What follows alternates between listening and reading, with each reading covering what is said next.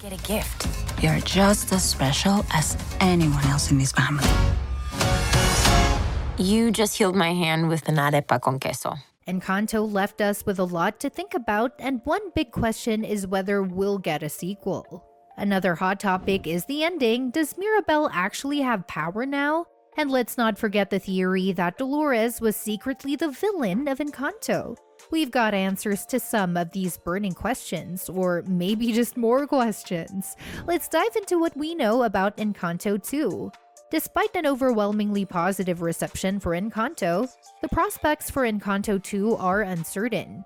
Directed by Zootopia creators Jared Bush and Byron Howard, Encanto features original songs written by Lin-Manuel Miranda and boasts a talented voice cast, including Stephanie Beatriz and John Leguizamo. Though it only grossed just over $200 million worldwide before being released on Disney+, Encanto had huge streaming numbers in 2022 and was the highest-grossing animated film of 2021. Coupled with its glowing reception, there is a high chance that a sequel is on its way. The 60th Walt Disney Animation Studios film Encanto follows Mirabel, the only Madrigal family member without magical powers, as she learns about their family's past while saving their home from imminent danger and destruction.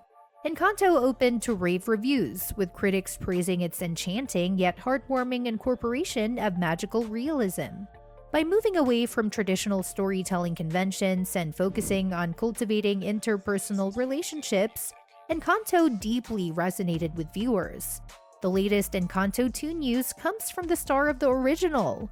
After voicing Mirabel in Encanto, Stephanie Beatriz gave an update on Encanto 2 that suggests there has not been much movement in the sequel. Beatriz bluntly admits that "I haven't heard jack sh" when it comes to Encanto 2.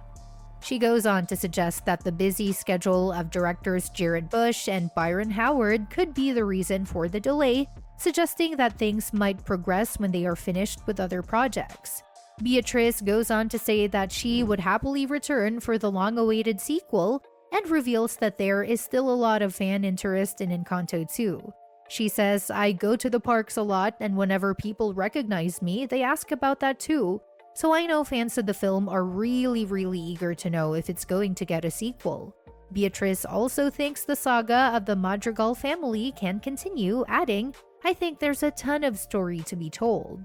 As for what we know about the story, Encanto 2 details have not been revealed, but the sequel would likely pick up as the Madrigal family learns about their weakness as a unit, battling generational pressure and toxicity in the process. They were able to rebuild their house, and Mirabel's gift returned the magic that runs in them. This time, however, each Madrigal had realized their value even without their powers. Although Encanto's ending is already satisfying, it still poses promising plotlines that a sequel can explore. With the mountains that protected the secluded village of the Madrigal family now having an opening, their world is literally opened up to new possibilities. For instance, Encanto 2 can focus on Mirabel leaving the comforts of her home in pursuit of a greater purpose in life, or the sequel can instead dwell on a new generation of the Madrigal family. Some fans have even theorized that an existing member of the family may still turn out to be a villain.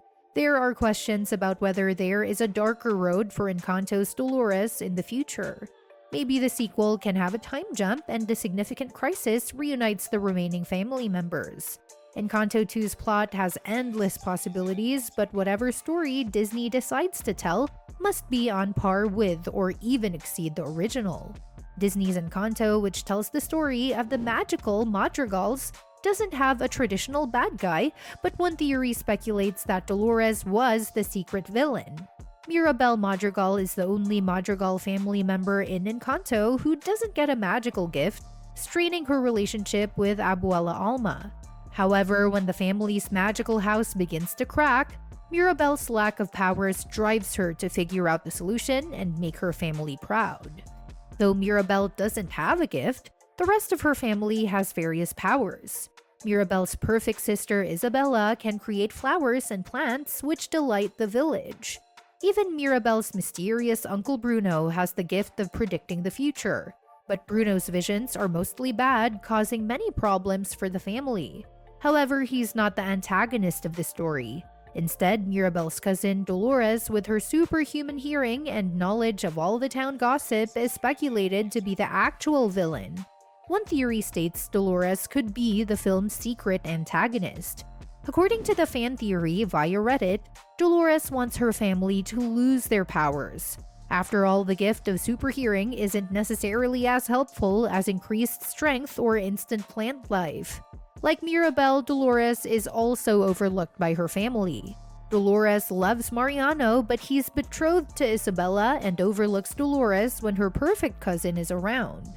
However, things might change if Isabella didn't have her Encanto powers. This is why Dolores doesn't say anything about Bruno's current residence within the house's walls, and she immediately reveals that Mirabel shows up in a vision where Casita falls apart. She's probably heard Bruno talk about his vision before, and she wants the family to lose the miracle. Ruining Isabella's engagement to Mariano is just the cherry on top. There's a strong case that Dolores wouldn't want the family to have powers.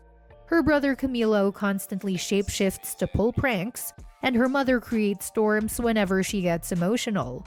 Plus, superpowered hearing means Dolores doesn't do well with loud noises, and she's probably heard many difficult conversations that would be better avoided. The film doesn't portray Dolores as actively trying to sabotage her family, but it makes sense why she would. Mirabel doesn't get a gift, and it'd suit Dolores just fine if the rest of the family were in a similar place. But calling Dolores a villain doesn't quite fit the bill. Dolores gets overlooked like Mirabel and secretly pines for Mariano, but she doesn't appear to do anything with malicious intent in the film. And though Dolores believes she hears Bruno, she doesn't know for sure. At the film's end, Dolores appears vindicated that Bruno shows up, proving she didn't hear rats talking behind the walls. She's not truly a villain in Encanto, but that doesn't mean she'd be heartbroken if the family's powers disappeared. Not only is Dolores not the secret villain in Encanto, but the fact that Encanto has no villain is one of the film's best attributes. Ultimately, Encanto isn't a simple story of good versus evil, but a nuanced tale about the challenges of unifying a multi-generational family and the importance of valuing everyone regardless of their unique contribution to the world. This type of story never needed an identifiable antagonist. Instead, Encanto's story is elevated by a range of complex and well-crafted characters that feel like they could be real people, except being able to talk to animals. Abuela, Dolores, and the rest of the Madrigals fit this description snugly, as they have meaningful motivations, fears, and flaws without being one-note or sacrificing the story's stakes.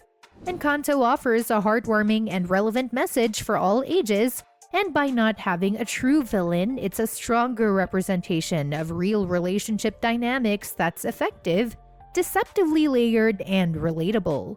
While Dolores was not likely the villain in Encanto, the one person who comes closest to this role is Abuela.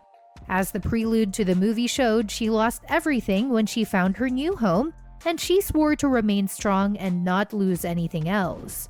However, this also made her someone who held down her loved ones to protect them in her eyes. Abuela shunned Mirabel when she had no powers, and did nothing to protect her own brother when she should have known his precognitive powers were not to blame for bad things happening. Even when Mirabel was trying to save her family and do the right thing, Abuela fought her. In the end, Abuela realized being overprotective to save the magic was hurting her family, and she risked losing them in a very different manner. In this case, Abuela wanted to do good for her family and the townspeople, but couldn't see the harm her narrow-focused actions caused those who love her. Encanto had no villain, but Abuela veered closest to the role. So what do you think? Are you excited about the potential of Encanto 2, and what storyline are you hoping to see? Let us know your thoughts in the comments below. Stay tuned for more updates, and don't forget to suggest topics for future videos. Thanks for watching, and see you next time.